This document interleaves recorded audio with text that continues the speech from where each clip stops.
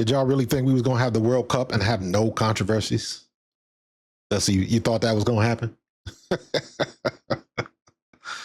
Oh my God. So the big news, the big World Cup news is Folarin Balogun is available for the U.S. men's national team versus Belgium coming up. And they suspended his red card. So what that means is he still gets the red card, but they are basically delaying the punishment. Now, I know I'm a novice at soccer, but I understand the rules about the red cards, the yellow cards, and things of that nature. He got a red card. And when you get a red card, you are immediately out of the current match you are in, and you miss the next match.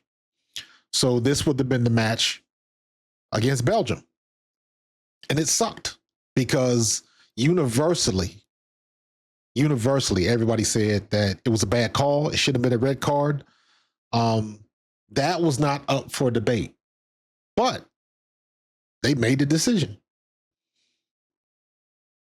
You made a decision, stick with decision, and go. And then here we go. Of course, everybody is jumping on the board saying that Trump called the head of FIFA and was like, all right, we got to change this because our best striker is not playing against one of the toughest teams in the tournament in Belgium. So take that for what you will. I don't know if that's true or not. But all I know is the kid is playing against Belgium. Now, of course, like I said, it can't be in the United States without some type of controversy. And I gotta keep it 100 on this one. I wish they would have stuck with the plan. You made a decision. We don't agree with the decision, but you made it. We got to live with it. And all right, it's up to the other guys versus Belgium. You got to do what you got to do. Period. You ain't got your best striker. Somebody else has got to show up. You managed to score a goal when he wasn't in the game in the last one. Point being, some next man up. Yeah, it is what it is. This is the nature of sports. This is when somebody can fill in the gaps and become a hero, or all of those type of stories that you've seen like that. This is one of those situations. And now it's not going to happen. Now, again, and I watch some of the broadcasts with it. I tend to watch Thierry Henry, the guy from France, and he said basically the same thing. It was like nobody disputed that it was a bad call. Nobody. It was universally agreed upon that he should not have gotten the red card. But once you make your ruling, once you make the decision, you got to move on with the decision. And his protest was, Thierry's, Henry's protest was, why did they wait so long? Why did they wait 3 days later to make a decision on that? So now Belgium's been preparing for one thing. Now they got to prepare for something else. And I think he's right. So if you're going to make the decision immediately. Don't wait 3-4 days later, a day or two before the match. So your opponent's got to change up their game plan. That's the unfair part. And I tend to agree. Now, I was doing a little homework. You know me, going to do some homework to make sure I'm right. And my question was, how many times has a red card ever been overturned in Premier play? Now, before I asked the question about World Cup play. Now, World Cup play, there was an instance in 1962 with Brazil that they overturned a red card. And my immediate thought was, if the only time before now that they overturned the red card was in 1962, before 90% of these World Cup fans were even born, most of them probably didn't even watch World Cup back in the day, especially not in the early 60s. You're talking about during the Pele days. So, if it's been that long, then it doesn't happen. Let me say it like that. If it's been that long and nothing has ever happened like this, then it just is not supposed to happen. Now, I am positive that there have been many red cards that should not have been called, that probably would have been overturned, just like this play. But if there's no precedent for them doing that, not that the people have asked, not that the teams have not asked, but if it hasn't happened since 1962, then it ain't really supposed to happen. Now, I asked this question again, but I changed it. Not World Cup play, but Premier League play. And it was a different answer. It's happened a few times, but again, not often. This during a match, and they talk about the VAR system, video assisted replay.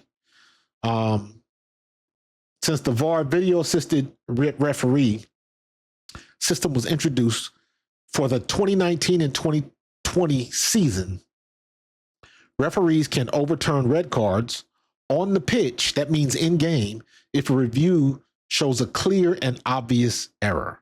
The very first red card to be overturned by VAR, by the video system, in Premier League occurred on December 8, 2019. Sheffield United's Chris Basham had his red card against Norwich City downgraded to a yellow.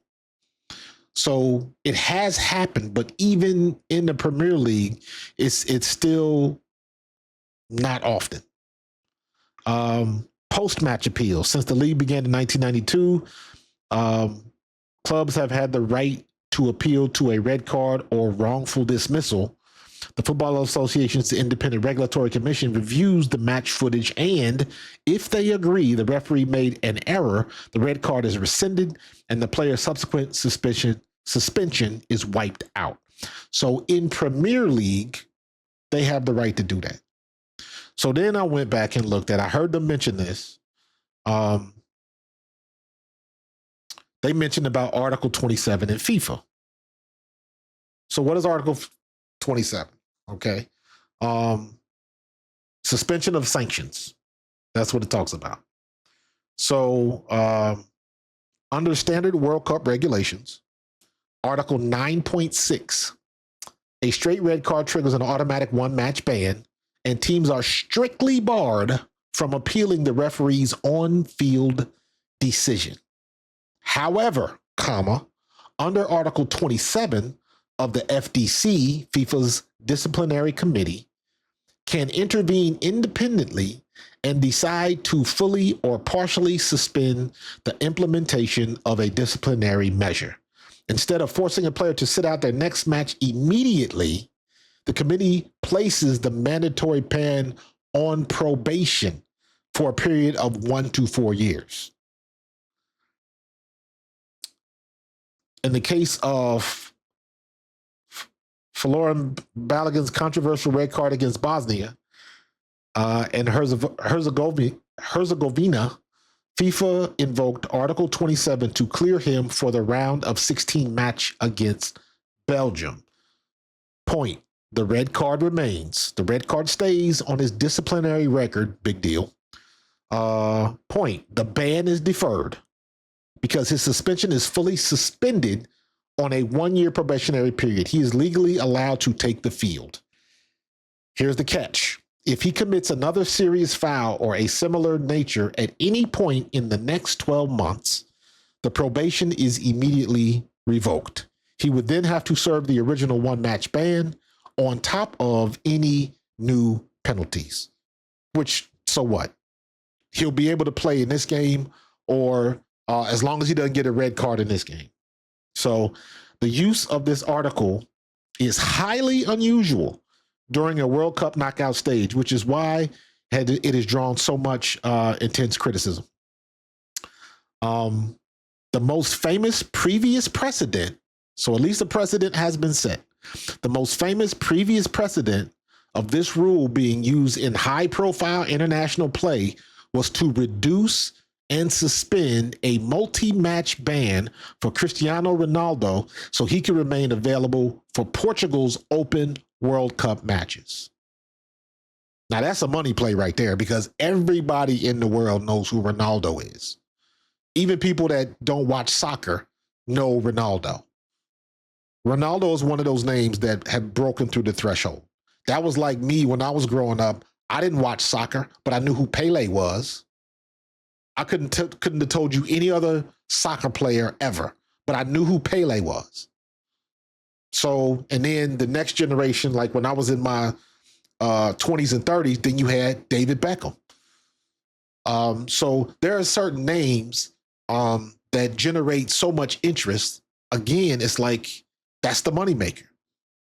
Cristiano Ronaldo is up and coming moneymaker. Everybody knows who he is. So that doesn't surprise me. But this is the only other time this is coming to play. Balogun has been phenomenal for the U.S. team. And it would have been a damn shame that we get all the way to the knockout round of basically the Sweet 16 of World Cup, and he can't even play. So, but they changed up.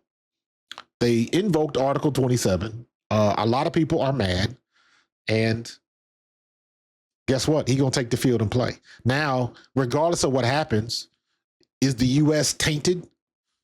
I looked at the first thing I thought of, and some of y'all might be too young to remember this. The first thing I thought of was way back in the day in the Olympics when Roy Jones, I believe they were fighting in Korea, I believe, and he lost to that Korean dude.